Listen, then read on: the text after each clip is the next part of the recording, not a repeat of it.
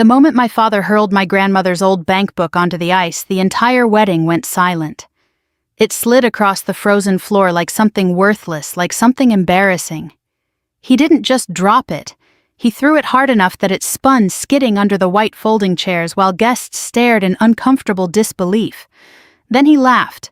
"Trash belongs with trash," he said loudly, raising his glass as if he'd just delivered a clever toast. My grandmother's hands trembled beside me. I bent down, picked up the worn little book, and walked away without saying a word. The next morning I carried it into a bank.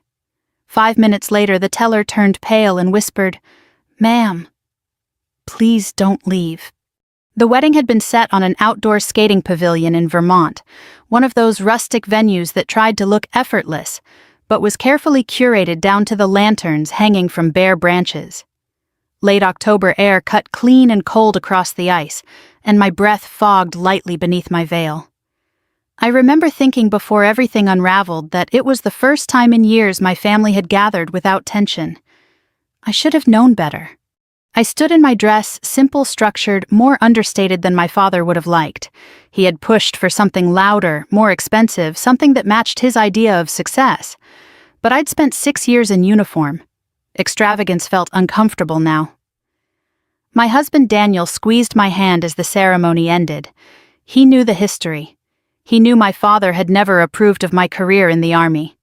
To him, my commission as an officer wasn't an achievement. It was, in his words, a detour for people who couldn't make it in the real world. He had repeated that line often enough that even relatives started using it. Still, when my grandmother slowly approached us after the vows, the mood softened. She moved carefully across the ice, her shoes gripping the rubber mat laid down for safety.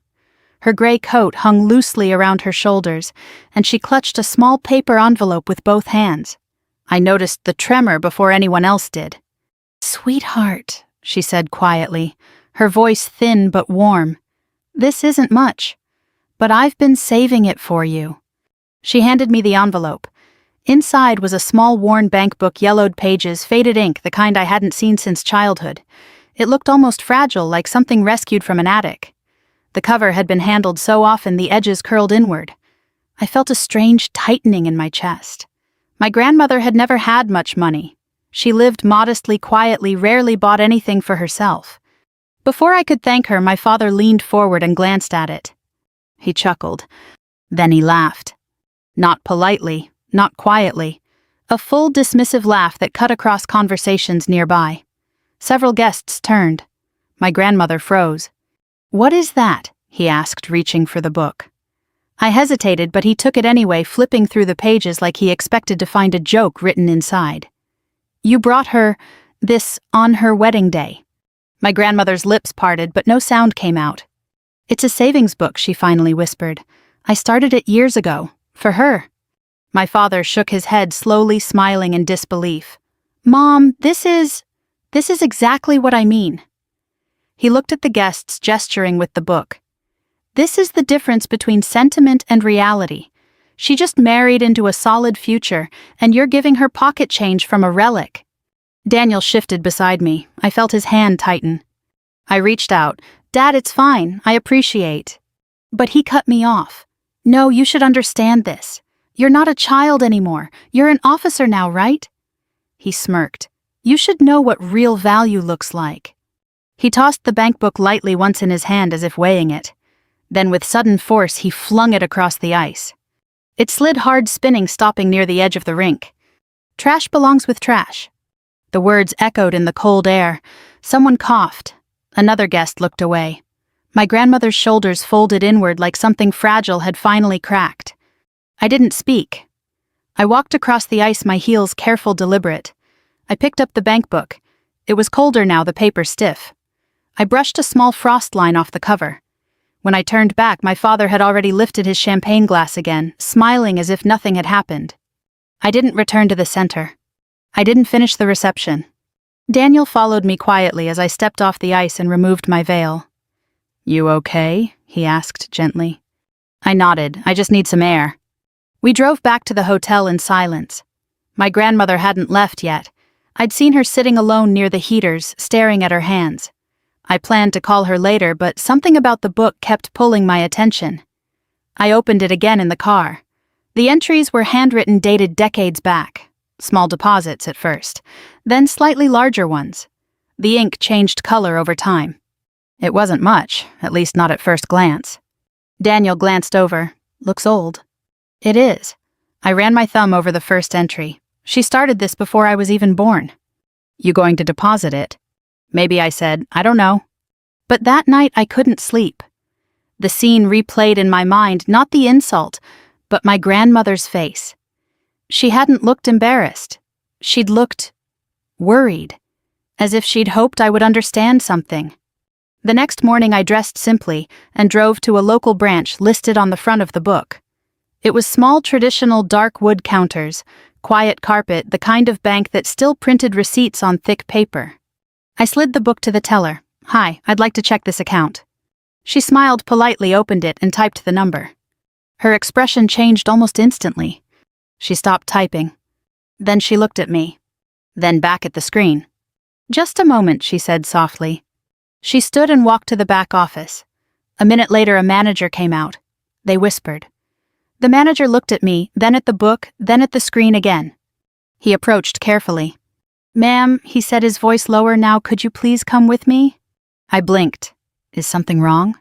He shook his head quickly. No, not wrong, just please. They led me into a private room. The teller brought water. The manager sat across from me, opening the book again as if confirming something. His face had gone pale. He picked up the phone, dialed a number, and spoke quietly. I caught only fragments. Yes, she's here. Yes, the original. I understand. He hung up. Then he looked at me. Ma'am, he said gently, please don't leave. The manager didn't sit immediately after saying it. He remained standing, one hand still resting on the back of the chair across from me as though he were steadying himself. That alone told me this wasn't about a clerical error. Bank managers didn't look unsettled over small balances. I'm sorry, I said carefully. Did something go wrong with the account? He shook his head. No, ma'am. Nothing is wrong. He paused, choosing his words with precision. But this account requires verification before we proceed. The teller placed a glass of water in front of me. Her hands were steady, but her eyes flicked repeatedly to the bank book like she was trying not to stare. The manager opened the cover again, running his finger along the faded account number, as if confirming its existence for the third time. How did you come into possession of this? He asked. My grandmother gave it to me yesterday, I said. At my wedding. His brows drew together. Your grandmother? Yes, her name is Margaret Halpern. He inhaled slowly, then typed something into his tablet. Another pause. The silence stretched long enough that I could hear the faint ticking of a wall clock behind me. Finally, he nodded once, almost to himself. That aligns, he murmured.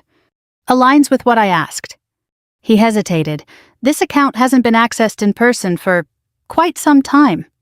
How long? He looked at the screen again. 41 years. I blinked. That can't be right. It appears to be correct, he said gently. There have been internal movements, interest accruals, and linked deposits, but no in-person withdrawal requests. No closures, no ownership disputes, just continuity. I leaned forward. So it's just a savings account. He didn't answer immediately. Technically, he said at last, yes, but not a standard one. He tapped the page. Do you see this code here? This small notation beside the original opening date. I squinted. It looked like a stamped letter followed by numbers. That designation means the account is attached to a legacy structure, he explained. These were common decades ago, but most were converted or closed. This one wasn't. What does that mean? It means the funds inside aren't just sitting in a standard savings pool. They've been managed, conservatively, quietly, over time. My stomach tightened. Managed how? Through long-term instruments, he replied. Bond ladders, dividend reinvestments, trust-linked growth allocations. The kind of structure typically used when someone intends the account to exist for generations. I sat back slowly. My grandmother never mentioned anything like that. That's not unusual, he said. Accounts like this were often set up privately. The teller returned with a folder and handed it to him. He opened it, flipping carefully through printed pages. His expression grew more serious. I'm going to ask you something, he said. Has anyone else in your family mentioned this account to you? Number. Has anyone attempted to claim it? Number. Has your grandmother ever discussed investments, business holdings, trust funds? I almost laughed. My grandmother clips coupons. She still uses a landline. She's never talked about investments. He nodded slowly as if that somehow confirmed something. He turned the folder toward me but didn't slide it across yet. We're required to confirm identity before disclosing full details. May I see your ID? I handed him my driver's license. He compared the names carefully, then typed again. The teller remained silent, watching. Another long pause. Then he exhaled. All right, he said softly. I can confirm you are listed as the primary beneficiary. Beneficiary, my voice sounded smaller than I intended. Yes. Of what exactly? He slid the folder toward me. The first page contained the account summary. The second listed deposit history, dozens of entries spanning decades. Small amounts at first, then larger, then periodic automated allocations. My eyes moved downward trying to locate the balance. I found it. Then I looked again. The number didn't make sense. I assumed I'd misread the commas. I counted again, then again. This can't be right, I whispered. The manager didn't correct me. Instead, he folded his hands calmly. The account has been compounding for over 4 decades. It also includes linked instruments that matured at various intervals. Additionally, there are dividend reinvestments from attached holdings. I looked up. You're telling me my grandmother put this much money away? Not all at once, he said. But over time, yes. And importantly, she structured it so it would not be accessed prematurely. I stared at the figure. My mind tried to connect it with reality, my grandmother's small house, her second-hand coats, her quiet life. This doesn't match her life, I said. That happens sometimes, he replied. Some people invest quietly. But why give it to me now? He turned another page. Because the account had release conditions. Release conditions? Yes. The funds transfer to the beneficiary under one of 3 triggers. He tapped the list. Age threshold, marriage, or written directive from the account holder. I swallowed. Marriage. He nodded. Yes, yesterday would qualify. The room felt suddenly smaller. And it's all mine, I asked carefully. Not automatically, he said, but you are the designated owner once we complete verification. He picked up the phone again. We're contacting our senior account office. This type of legacy structure requires executive-level authorization before funds are moved. My hands rested on the table. They didn't feel like mine. Outside the glass wall, the bank continued quietly, customers lining up, printers humming. But inside the room, time felt suspended. After a moment, I asked, "Has anyone else been notified?" He hesitated.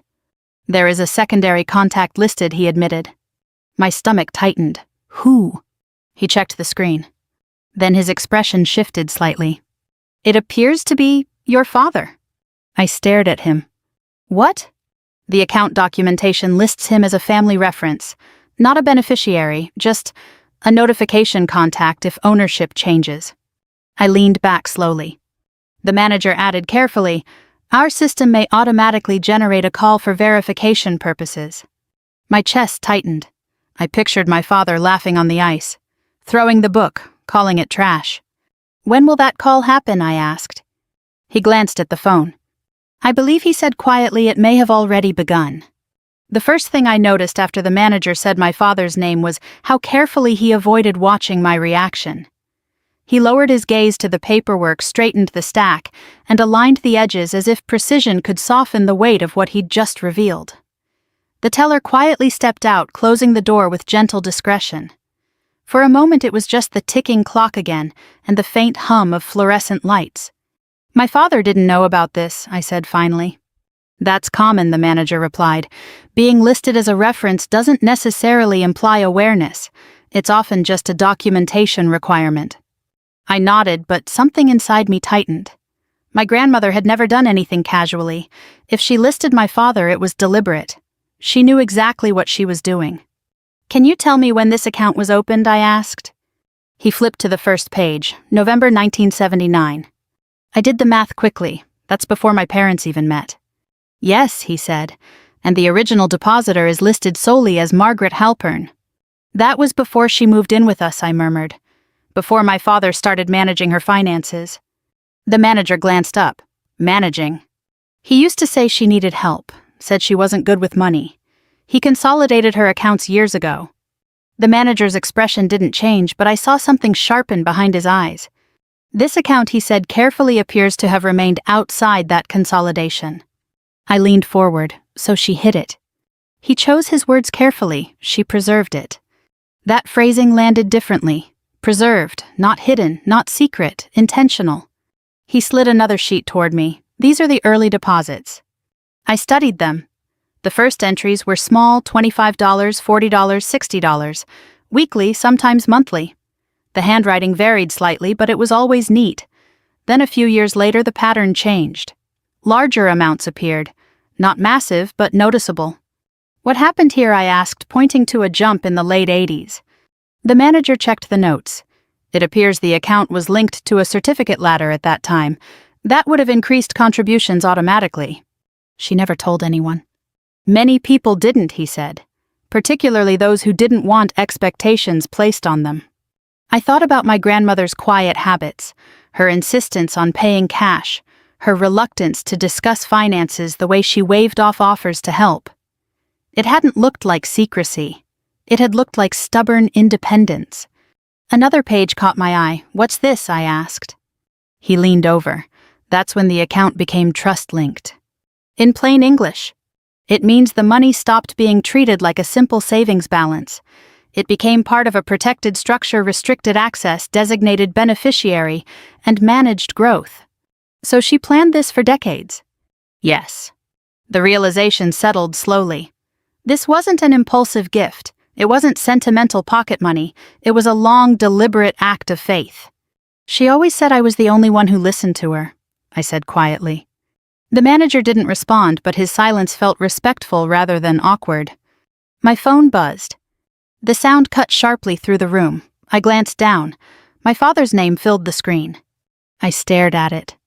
The manager noticed. You don't have to answer immediately. But I knew if I ignored it, he'd keep calling. I answered. Where are you? My father demanded without greeting. At a bank. What bank? A local branch. Why? His tone sharpened. Did someone call you? I hesitated. They called you? Yes, he snapped. Somebody from a bank asking about your grandmother. What is this about? I looked at the manager. He kept his eyes on the paperwork, giving me space. I brought in the savings book she gave me yesterday, I said. There was a pause. Then a short laugh. That thing, you're wasting time on that. They asked me to stay. Another pause, longer this time. What do you mean, stay? They're verifying the account. My father's voice shifted slightly. It's probably closed, or inactive. Those old books don't mean anything. That's not what they said. Silence again. Then more carefully, what did they say? I glanced at the folder. They said I'm listed as beneficiary. The line went quiet. I could hear him breathing. That's not possible, he said finally. It is. No, your grandmother didn't have anything like that. I handled her finances for years. The manager looked up at that just briefly. They said it's been active for decades, I continued. My father's tone hardened. Put them on the phone. I lowered the phone slightly. He wants to speak with you. The manager nodded, accepting the call politely. This is Daniel Reeves, branch manager. He listened silently for a moment. Then his voice remained calm. Yes, sir. I understand. No, sir, you are not listed as beneficiary. Correct. Yes, I can confirm that. No, I cannot disclose the balance without the account holder's authorization. Another pause. Yes, sir, the account holder is present. He handed the phone back. My father's voice was different now, lower, tighter. How much is in there? I don't know yet, I said. That's not what he told me. He didn't tell me either. Ask him. I will. Another pause. Then he said quietly, don't sign anything. I'm not signing anything. I'll be there in an hour. You don't need to. I'm coming, he said, and hung up. I lowered the phone slowly. The manager folded his hands again. Your father seems concerned. That's not the word I'd use. He nodded. A few minutes later, another knock came at the door. A woman in a dark suit entered carrying a sealed envelope. She handed it to the manager. He opened it carefully, scanning the contents. His expression changed again, subtle but unmistakable. He looked at me. "Ma'am," he said gently, "there's something else you should know." He didn't speak immediately after saying it. Instead, he closed the envelope halfway, as if measuring how much of the truth to release at once. I noticed the paper inside wasn't printed on standard bank stationery. It carried a watermark older formal, the kind used for legal trust documentation. "What is it?" I asked. "This account," he said slowly, "is not only long-term managed, it's attached to an underlying asset structure." I frowned, meaning... He slid one sheet out and turned it toward me. "When your grandmother opened the account, she didn't just deposit cash. She also transferred something else into the structure." "Something else?" "Yes." He tapped the document. "Equity." The word felt abstract for a second, then it landed. "Equity in what?" He scanned the page again. "A private industrial fund. It later converted into publicly traded holdings in the late 1980s. The original position was small, but it was never liquidated. Dividends were reinvested automatically." I tried to follow. "So, stocks?" "In simplified terms, yes. But long held. Compounding." My chest tightened. "You're saying she bought shares decades ago?" "Yes." "And never sold them?" "That appears to be the case." I looked back at the number I'd seen earlier. Suddenly it made more sense, still shocking, but no longer impossible. "What company?" I asked. He hesitated. "Several now. The original fund diversified over time. Utilities, infrastructure, manufacturing, conservative long-term growth. My grandmother, who clipped coupons and reused tea bags, had quietly built a portfolio. It didn't fit. And yet somehow it did. She had always believed in patience, in slow things, in not drawing attention. Why wasn't this closed when my father consolidated her finances? I asked. The manager folded the document carefully, because it wasn't accessible. This structure required the original account holder's authorization and later the beneficiaries. No one else could move it. So even if he tried, he wouldn't have been able to. I let out a breath I didn't realize I'd been holding. The manager continued, "There's also a letter attached." "A letter?" "Yes, handwritten, from your grandmother." He slid another page toward me. The paper was slightly yellowed. The handwriting was unmistakably hers, careful, rounded, steady despite age. I read silently. "If you are holding this, it means I am either gone or I trusted you enough to give this to you myself. I know this book doesn't look like much. That is why I kept it that way. People ignore small things. They overlook quiet things. They underestimate patience." I paused, my throat tightening. "You were always the only one who sat with me when everyone else was busy. You listened when I repeated stories. You asked about my life before I was just grandma. You never laughed at my habits. You never made me feel small. So I saved this for you. Not because you need money, but because I want you to have something that belongs only to you. Something no one else can take control or diminish. If anyone tells you it is worthless, remember the quietest things often grow the longest." I lowered the paper slowly. The room blurred for a moment. I blinked, steadying myself. The manager waited respectfully. "She wrote this years ago?" I asked. He nodded. "It appears to have been filed when the trust conditions were finalized." I traced the last line with my finger. "Something no one else can take." My phone buzzed again. My father. I let it ring once before answering. "I'm 10 minutes away," he said. No greeting again, just urgency. "You don't have to come," I replied. "I'm coming." "It's already being handled." "That's exactly why I'm coming," he snapped. Then quieter, "Did they tell you the amount?" "Number." "Did they tell you anything else?" I hesitated. "They said it's linked to investments." Silence. "Then that doesn't make sense." "That's what they said." "I told you your grandmother didn't have investments. I reviewed everything." "Apparently not everything." He exhaled sharply. "Don't let them transfer anything yet." "They're not." "Good, wait for me." He hung up again. I set the phone down. The manager glanced at the door. He seems eager. That's one way to put it. Another knock sounded. The teller returned, whispering something to him. He nodded, then looked at me. "Our senior office confirmed the valuation range," he said carefully. My pulse quickened. And he hesitated, then spoke softly. It's significantly higher than the preliminary balance. How much higher? He took a breath. Several times. I stared at him. Because the equity portion wasn't fully reflected in the initial summary. It required manual reconciliation. The number in my head shifted, expanded, became harder to grasp. And once we finalize, he continued, the ownership transfers fully to you. Outside the glass wall, the front doors opened. The teller glanced toward the lobby. That may be him, she murmured. I turned. Through the glass, I saw my father striding across the floor, coat still unbuttoned, expression tight with controlled urgency. He scanned the room, spotted me, and walked faster. He looked nothing like the man who laughed on the ice. My father didn't knock before entering the private office. He pushed the door open with the same quiet authority he used in boardrooms, the kind that assumed the room already belonged to him. His coat hung half off one shoulder, and his hair, normally meticulous, was slightly out of place, as if he'd driven faster than usual. He stopped just inside the doorway, eyes flicking from me to the manager, then to the folder on the table. So he said, forcing a thin smile, "This is what all the excitement is about." The manager stood politely. "Sir, I'm Daniel Reeves." My father shook his hand briefly, already turning his attention to the paperwork. "I'm her father. I'd like to understand what's going on." "Of course," the manager replied evenly. "However, I should clarify that your daughter is the account holder." "Yes," my father said quickly, "but I'm listed as a family contact." "That's correct," the manager acknowledged. "For notification purposes only."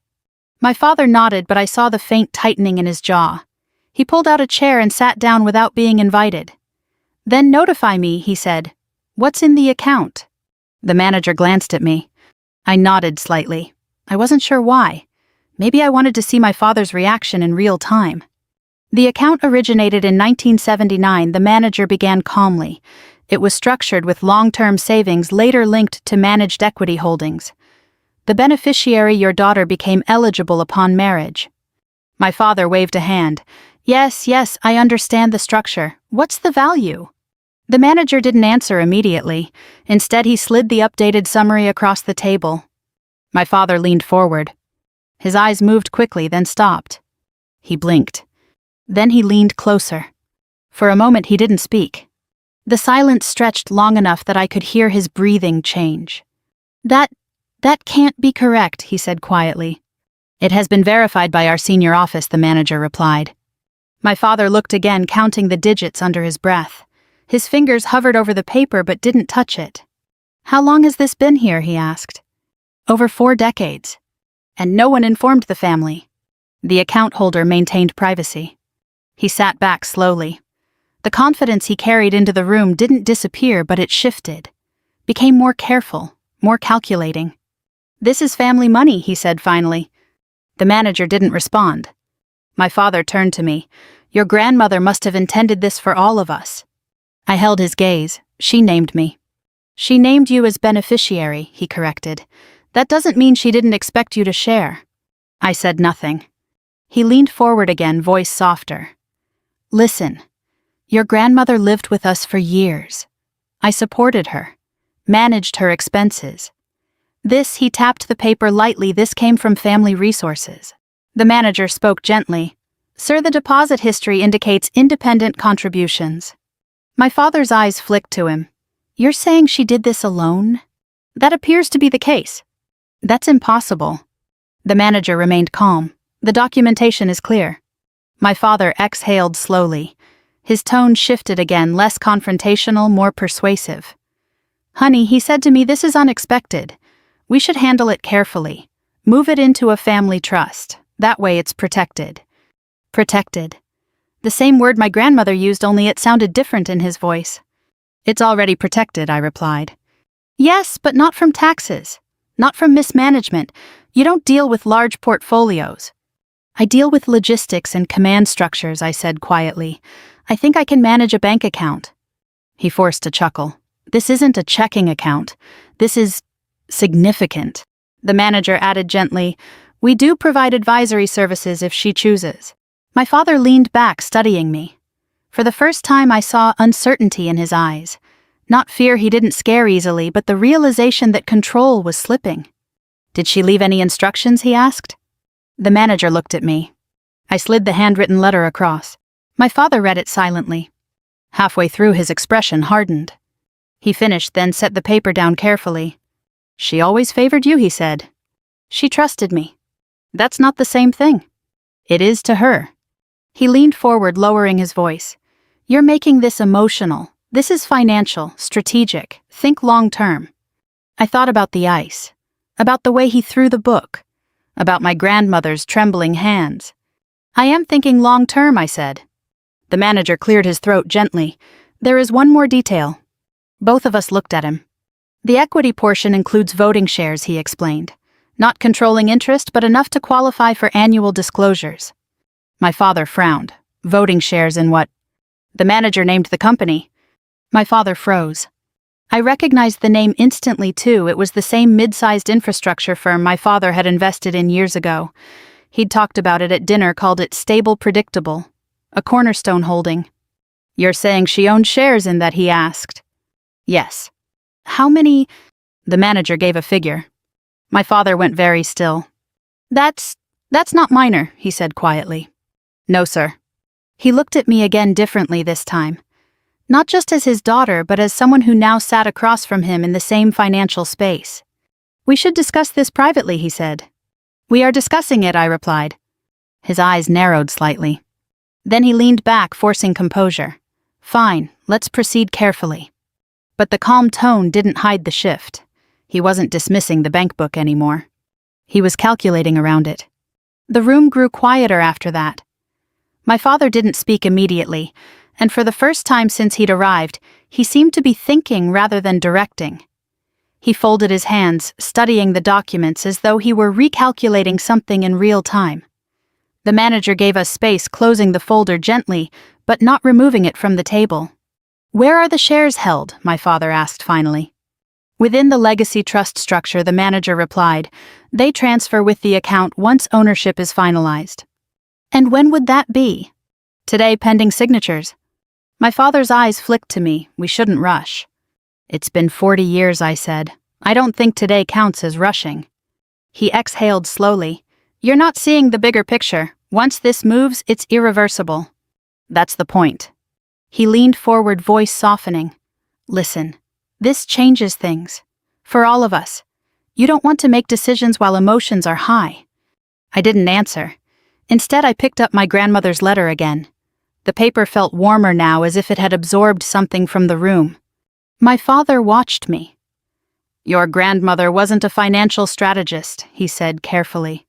"She wouldn't have understood the implications." The manager spoke quietly.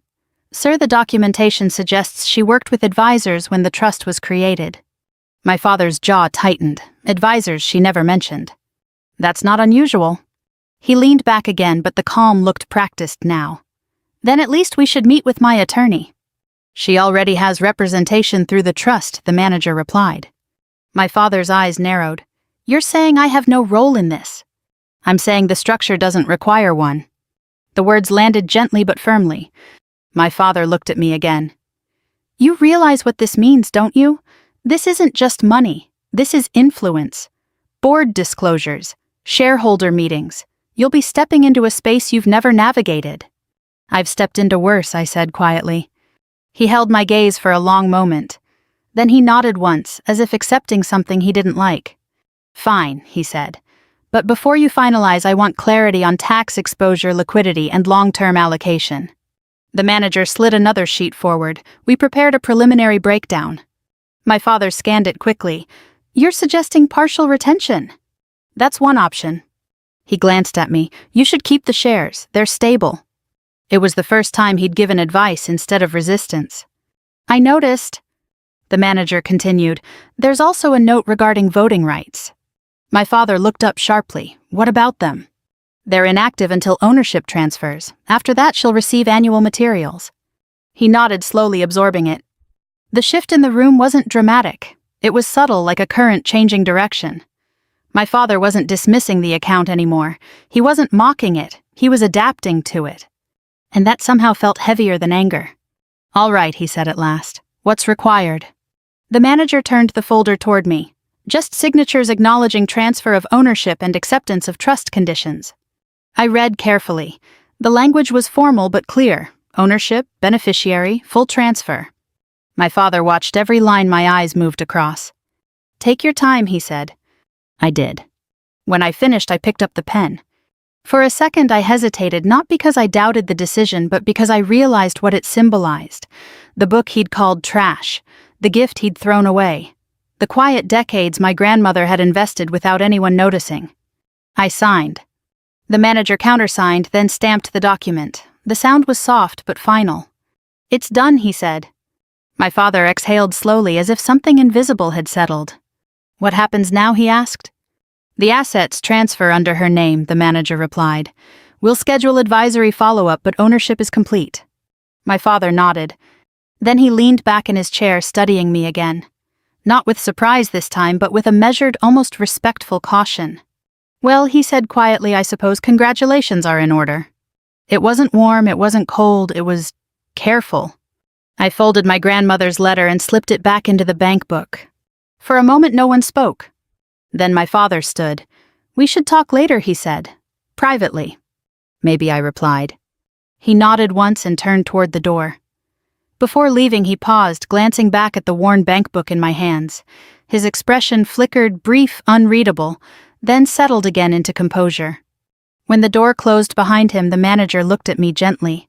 "How are you feeling?" I thought about the ice, the laughter, the way the book slid across the rink. I think I said slowly, "I understand my grandmother now." He smiled softly. "She planned well." I nodded, holding the book carefully. It didn't look different. Still worn, still quiet, still easy to underestimate. But everything around it had changed. My father waited for me in the lobby, standing near the tall windows that looked out over the parking lot.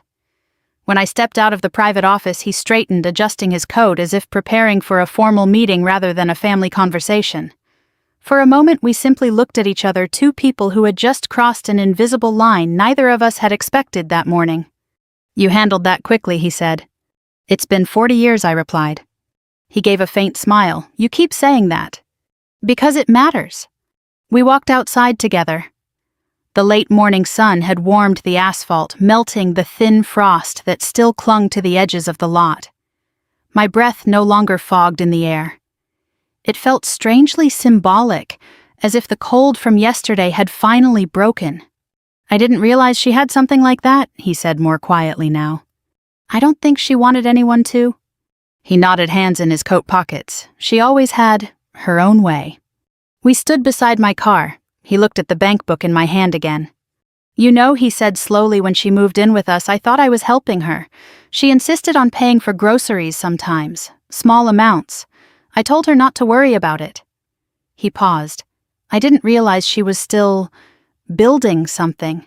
"She wasn't building it for you," I said gently. He absorbed that without argument. "I shouldn't have thrown it," he admitted after a moment. The words surprised me, not because he apologized, but because he said it plainly. "No," I agreed, "you shouldn't have." He nodded again. "I assumed it was symbolic, sentimental.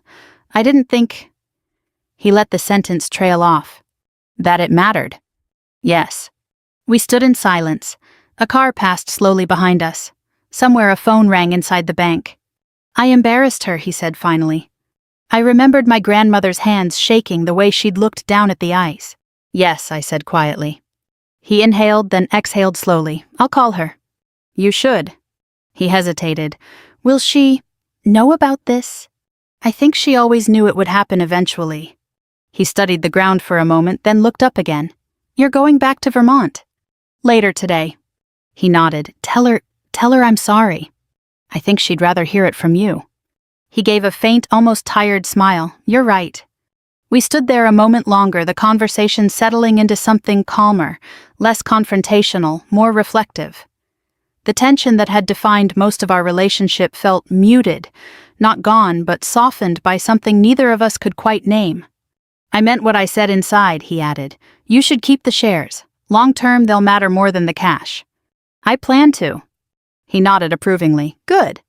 Then he stepped back. "Take care of yourself." "You too." He walked toward his car, pausing once to glance back. His expression wasn't proud exactly, but it held a quiet acknowledgement. Then he drove away. I sat in my car for a moment, the bank book resting on the passenger seat. It looked unchanged, worn edges, faded ink, modest and unassuming. But I knew now it carried decades of quiet intention. On the drive back, I called my grandmother. She answered on the third ring. "Hello." "Hi, Grandma." Her voice warmed instantly. "Sweetheart, did you get home safely?" "I went to the bank this morning." There was a pause, gentle, not surprised. "Oh," she said softly. "They told me about the account." Another pause. I could hear her breathing. "I hoped they would," she replied. "Why didn't you tell me?" "I wanted you to see it the way I did, as something small, something easy to overlook." She laughed lightly. People show their hearts when they think something is worthless. I thought about my father's words on the ice. "I'm sorry about yesterday," I said. "You don't need to be," she replied. "I watched you pick it up. That was enough." My throat tightened. "It's more than enough, Grandma. It's a lot." "I know," she said gently, "but that's not the important part." "What is?" "That you have something no one can diminish, something built quietly, like you did." I smiled. "I'm going to keep the shares, long term." "Good," she said. "Patience grows." We talked a few more minutes about the wedding, about Daniel, about the drive home. When we hung up, I felt lighter than I had in years. That evening, I returned to the skating pavilion. The staff were dismantling decorations, stacking chairs, rolling up the white mats. The ice looked dull without the lights. I walked to the spot where the bank book had slid. For a moment, I just stood there, remembering the sound of it scraping across the surface, the laughter, the silence afterward. Then I opened the book again. The pages fluttered slightly in the cold air. It still looked like nothing. And maybe that was the point. The quietest things my grandmother wrote often grow the longest. If this story meant something to you, if you've ever been underestimated, dismissed, or told something you valued was worthless, take a moment and share your thoughts below. I'd love to know where you're listening from, and whether you've ever seen a quiet act change everything. Stories like this remind us that patience, kindness, and dignity don't always look powerful at first, but they endure. We share new stories every day, so if you want more moments like this, consider subscribing and joining us on this journey.